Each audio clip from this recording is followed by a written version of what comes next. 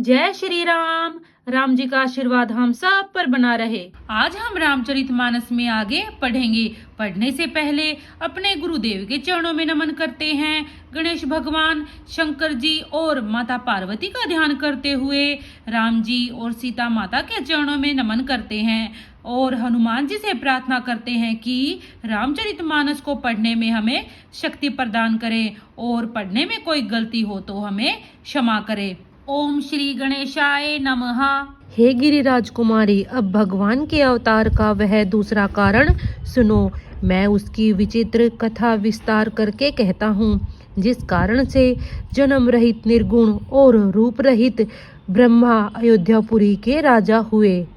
जिन प्रभु श्री रामचंद्र जी को तुमने भाई लक्ष्मण के साथ मुनियों का सा वेश धारण किए वन में फिरते देखा था, और हे भवानी, जिनके चरित्र देखकर सती के शरीर में तुम ऐसी बावली हो गई थी कि अब भी तुम्हारे उस बावलेपन की छाया नहीं मिटती, उन्हीं के भ्रम रूपी रोग के हरण करने वाले चरित्र सुनो। उस अवतार में भगवान ने जो जो लीला की वह सब मैं अपनी बुद्धि के अनुसार तुम्हें कहूँगा।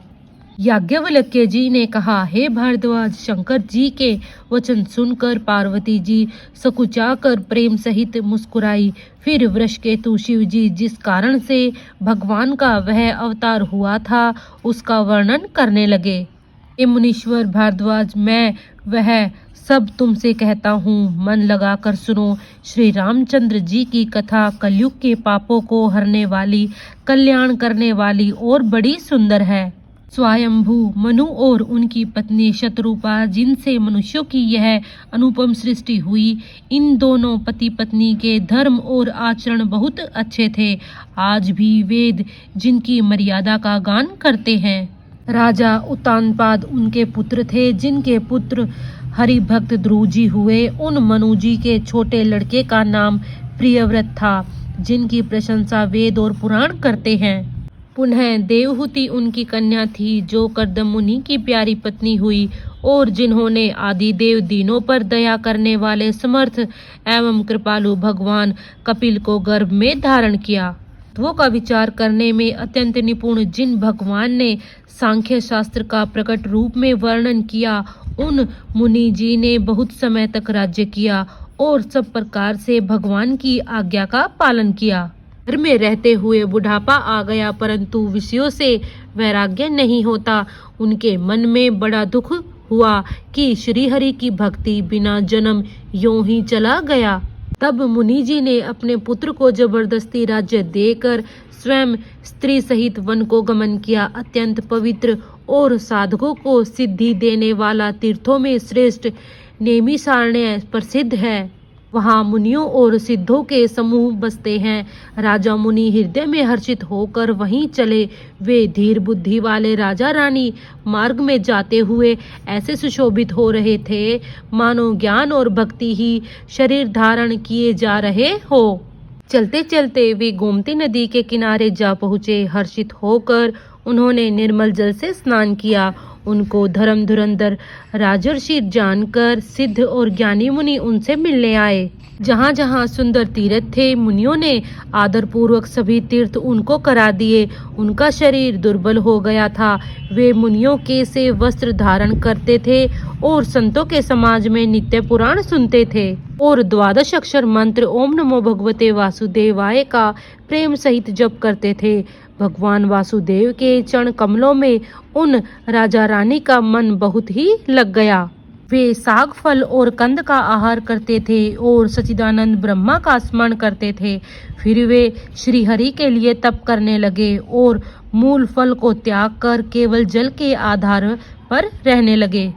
हृदय में निरंतर यही अभिलाषा हुआ करती कि हम उन परम प्रभु को आंखों से देखें, जो निर्गुण, अखंड, अनंत और अनादि है, और परमार्थवादी लोग जिनका चिंतन किया करते हैं, जिन्हें वेद नेति नेति कहकर निरूपण करते हैं, जो आनंद स्वरूप और अनुपम है, एवं जिनके अंश से अनेकों शिव, ब्रह्मा और विष्णु भगवान प्रकट होते हैं।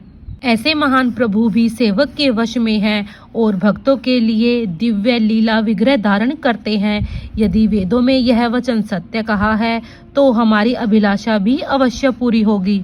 इस प्रकार जल का आहार करते 6000 वर्ष बीत गए। फिर 7000 वर्ष वे वायु के आधार पर रहे। 10,000 वर्ष तक उन्होंने वायु का आधार भी छोड़ दिया। दोनों एक पैर से खड़े रहे।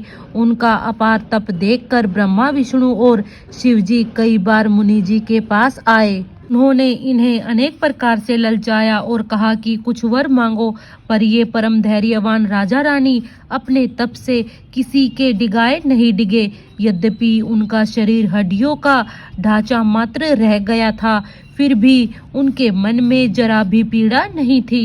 सर्वज्ञ प्रभु ने अनन्य गति वाले तपस्वी राजा रानी को निज दास जाना। तब परम गंभीर और कृपा रूपी अमृत से सनी हुई यह आकाशवाणी हुई कि वर मांगो। मुर्दों को भी जला देने वाली यह सुंदर वाणी कानों के छेदों से होकर जब हृदय में आई, तब राजा रानी के शरीर ऐसे सुंदर और हष्टपुष्ट हो गए मानो अभी घर से आए हैं। कानों में अमृत के समान लगने वाले वचन सुनते ही उनका शरीर पुलकित और प्रफुल्लित हो गया। तब मनु जी दंडवत करके बोले, प्रेम हृदय में समाता न था।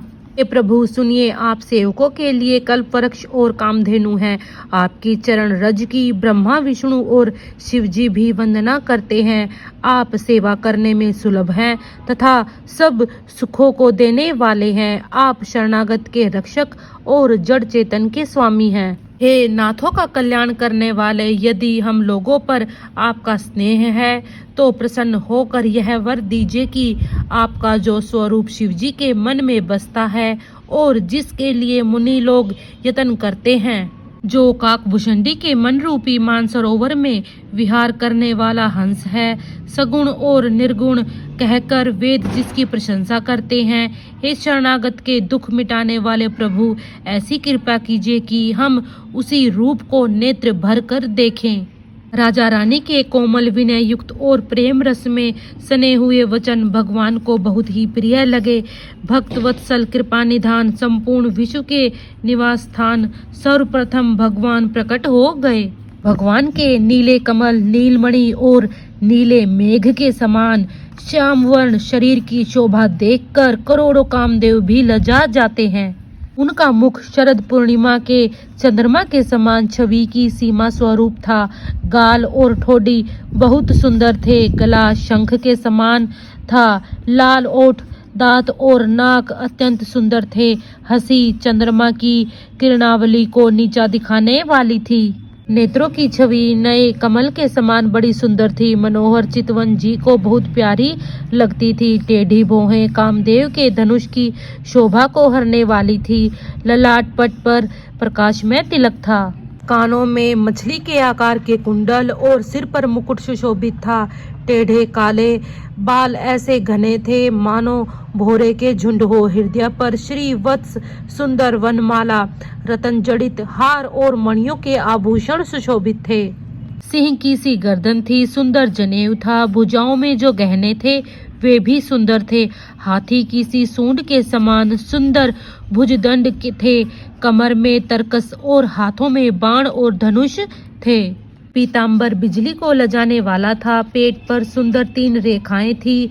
नाभि ऐसी मनोहर थी मानो यमुना जी के भंवरों की छवि को छीने लेती हो, जिनमें मुनियों के मन रूपी भौरे बसते हैं। भगवान के उन चरण कमलों का तो वर्णन ही नहीं किया जा सकता। भगवान के बाएं भाग में सदा अनुकूल रहने वाली शोभा की राशि, जगत की मूल कारण रूपा आदि शक्ति श्री जानकी जी सुशोभित हैं, जिनके अंश से गुणों की खान अनगिनत लक्ष्मी, पार्वती और ब्राह्मणी उत्पन्न होती है तथा जिनकी भौह के इशारे से ही जगत की रचना हो जाती है, वही श्री सीता जी श्री रामचंद्र जी की बाईं ओर स्थित हैं।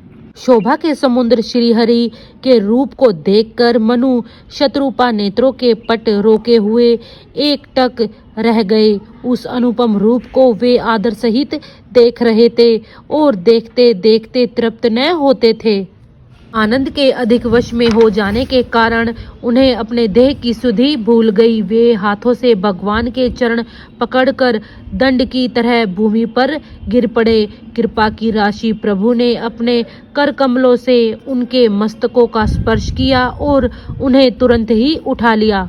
फिर कृपा निधान भगवान बोले, मुझे अत्यंत प्रसन्न जानकर और बड़ा भारी दानी मानकर जो मन को भाए वही वर मांग लो। प्रभु के वचन सुनकर दोनों हाथ जोड़कर और धीरज धरकर राजा ने कोमल वाणी कही, हे नाथ, आपके चरण कमलों को देखकर अब हमारी सारी मनोकामनाएं पूरी हो गई। फिर भी मन में एक बड़ी लालसा है, उसका पूरा होना सहज भी है और अत्यंत कठिन भी, इसी से उसे कहते नहीं बनता। हे स्वामी, आपके लिए तो उसका पूरा करना बहुत सहज है, पर मुझे अपनी दीनता के कारण वह अत्यंत कठिन मालूम होता है। जैसे कोई दरिद्र कल्प वृक्ष को पाकर भी अधिक द्रव्य मांगने में संकोच करता है क्योंकि वह उसके प्रभाव को नहीं जानता, वैसे ही मेरे हृदय में संशय हो रहा है। हे स्वामी, आप अंतर्यामी हैं, इसलिए उसे जानते ही हैं। मेरा वह मनोरथ पूरा कीजिए। हे राजन, संकोच छोड़कर मुझसे मांगो, तुम्हें न दे सकूं ऐसा मेरे पास कुछ भी नहीं है। हे दानियों के शिरोमणि, हे कृपा निधान, हे नाथ, मैं अपने मन का सच्चा भाव कहता हूँ कि मैं आपके समान पुत्र चाहता हूँ। प्रभु से भला क्या छिपाना। राजा की प्रीति देखकर और उनके अमूल्य वचन सुनकर करुणा निधान भगवान बोले, ऐसा ही हो हे राजन, मैं अपने समान कहाँ जाकर खोजूं, अतः स्वयं ही आकर तुम्हारा पुत्र बनूंगा।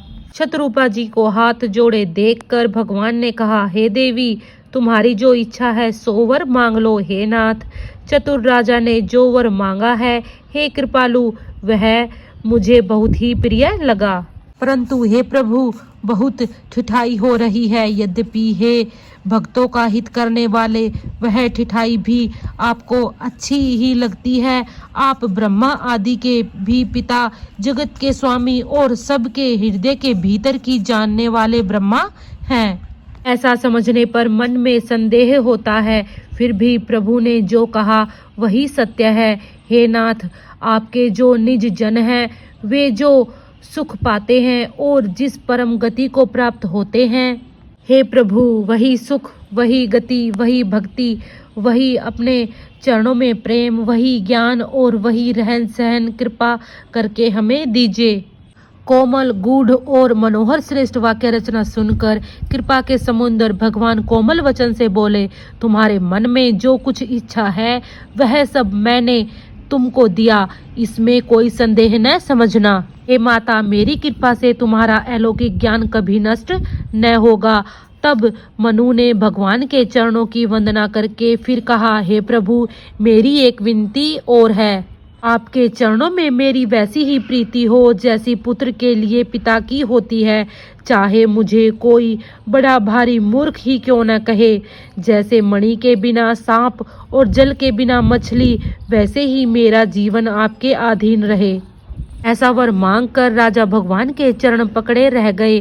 तब दया के निधान भगवान ने कहा, ऐसा ही हो, अब तुम मेरी आज्ञा मानकर देवराज इंद्र की राजधानी अमरावती में जाकर वास करो। हे तात, वहाँ बहुत से भोग भोग कर कुछ काल बीत जाने पर तुम अवध के राजा होगे, तब मैं तुम्हारा पुत्र होऊंगा। इच्छा निर्मित मनुष्य रूप सजकर मैं तुम्हारे घर प्रकट होऊंगा।